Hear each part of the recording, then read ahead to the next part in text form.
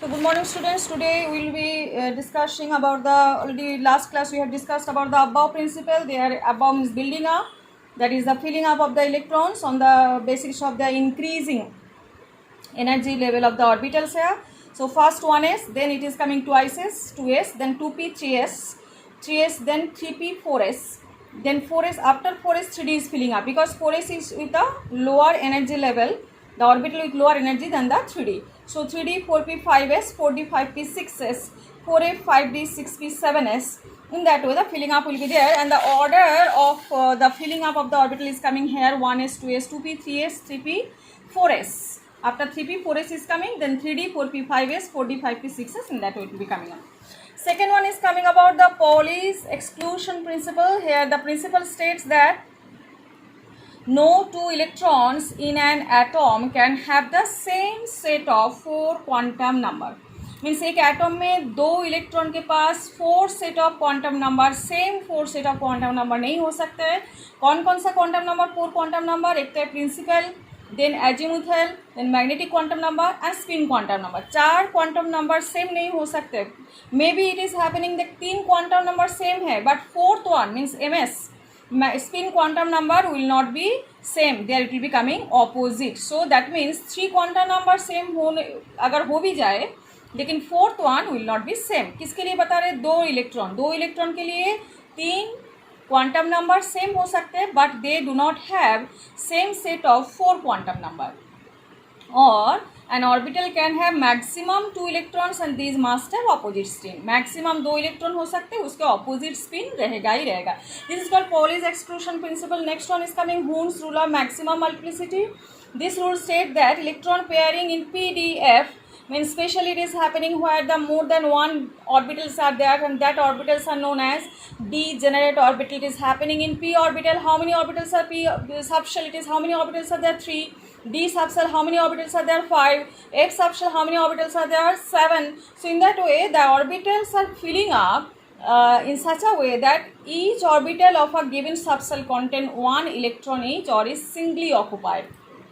Means a pairing will occur when all the orbitals are filled up by single occupied electron or half, we can say the unpaired electron. तो pairing occur जब singly occupied हो जाएगा fully, उसके बाद pairing occur होगा. मतलब that is first, second, third all are parallel in nature, and then what is coming all are unpaired. Second condition में एक अपवर्ड स्पिन, एक downward spin, means it is opposite spin are there. It is also not happening, and it is also not happening कि pairing एक साथ हो जाए उसके बाद सेकेंड पेयरिंग स्टार्ट हो.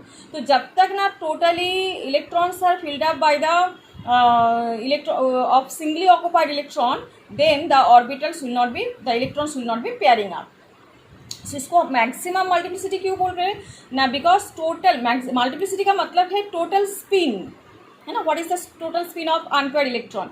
Here 3 are there, so half half half, 1 and half. Here half minus half, that means it is cancelled, so only half is here. Here half half cancel हो गया, half plus half minus half, so only half is there.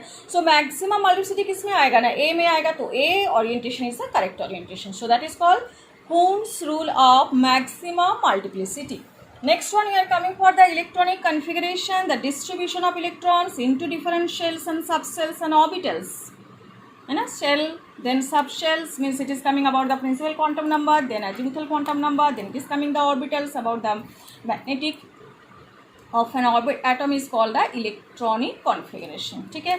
तो कैसे, how to represent the electrons in an orbital or we can say the in an atom here. So it is represented by NLX. So what is the meaning of N? N is the number of main or principal shell, जिसको हम लोग principal quantum number बोलते हैं.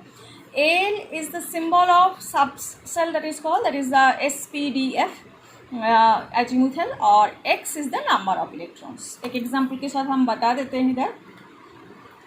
जैसे electronic configuration of the first few elements, यहाँ पे hydrogen के atomic number क्या है? 1. So what will the electronic configuration है? 1s1. ठीक है. First orbital which are suppose to fill up, that is 1s. और 1s में कितना इलेक्ट्रॉन रहेगा? एक इलेक्ट्रॉन रहेगा, क्योंकि इसके पास एक ही इलेक्ट्रॉन है. एटॉमिक नंबर किसको बोलते हैं? Number of proton present in an atom. और नंबर, एक atom is as a whole neutral, तो जितना नंबर ऑफ प्रोटॉन रहेगा उतना ही नंबर ऑफ इलेक्ट्रॉन रहेगा एटम में. ये आयन नहीं है, So atom is containing the atomic number Z equals to 1. What will be the electronic configuration? NLX. N के जगह में 1 आएगा, L के जगह में जो सब शेल है उसके हिसाब से आपको देना पड़ेगा और 1. जैसे हीलियम Z equals to 2. तो what will the electronic configuration है 1s2, क्योंकि एक ऑर्बिटल में maximum how many electrons will be there, 2 electrons will be there and with the opposite spin. तो आपको स्पिन भी ऑपोजिटली देना पड़ेगा.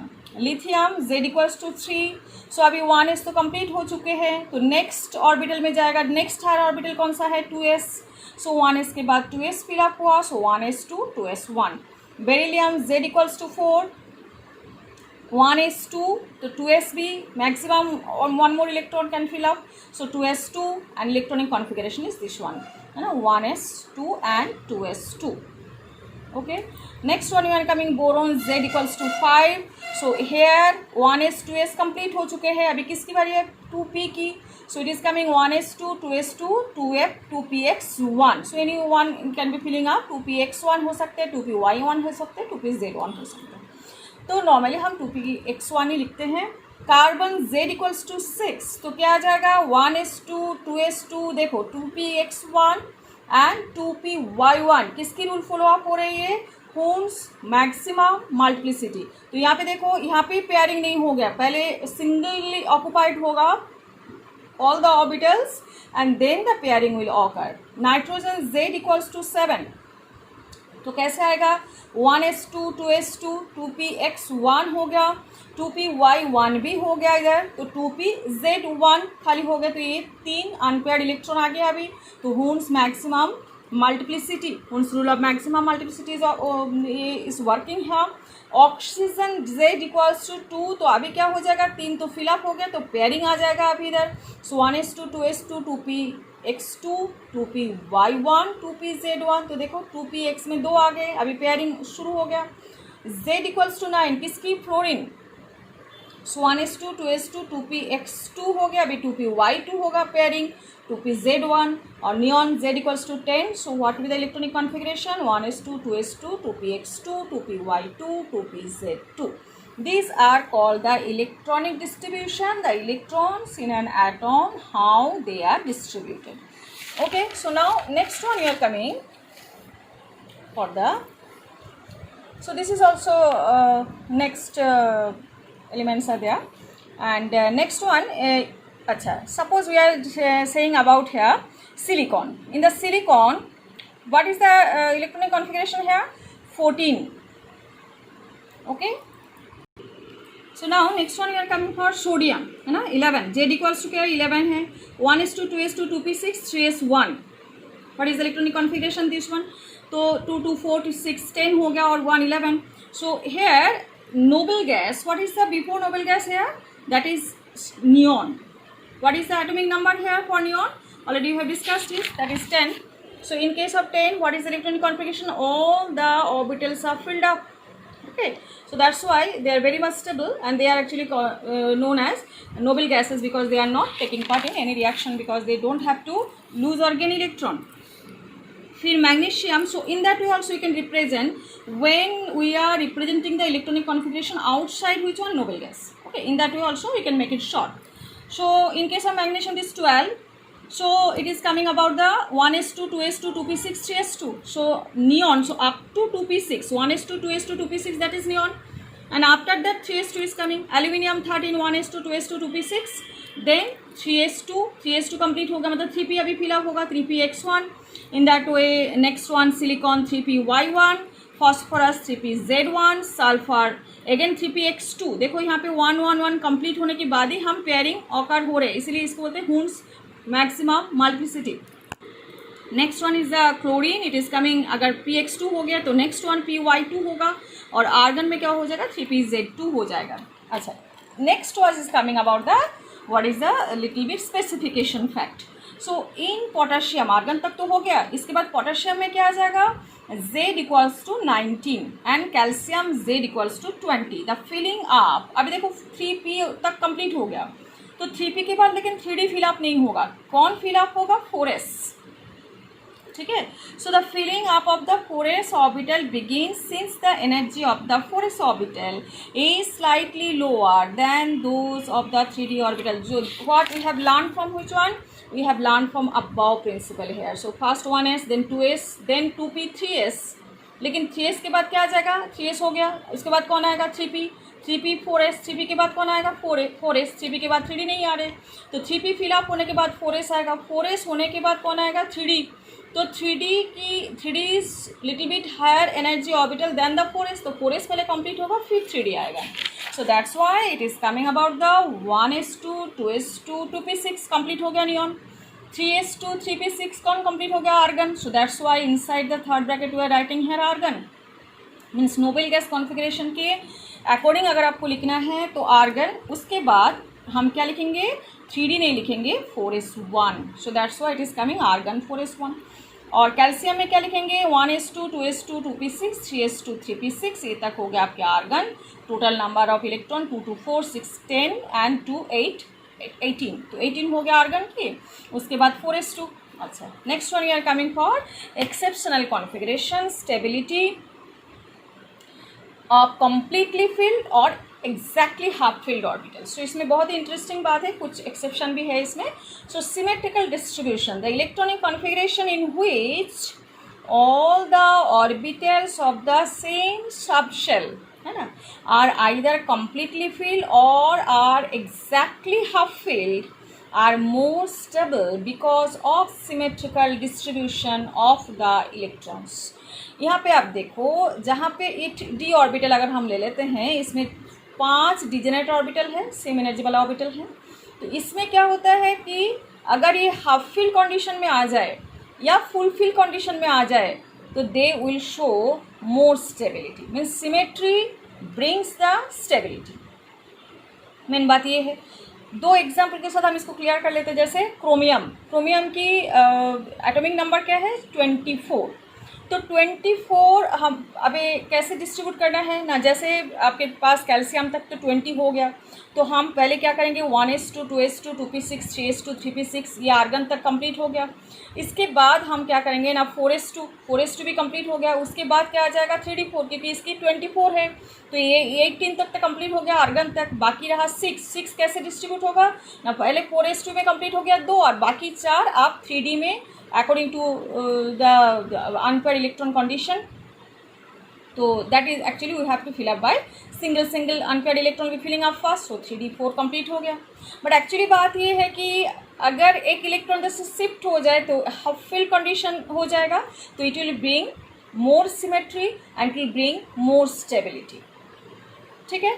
तो but if one 4s electron shifts to the vacant 3d orbital, then the distribution of the electron will become more symmetrical and will impart extra stability. तो that's हम लोगों ने क्या किया? 4s से एक इलेक्ट्रॉन को हम कहाँ पे शिफ्ट कराया? 3d5 में.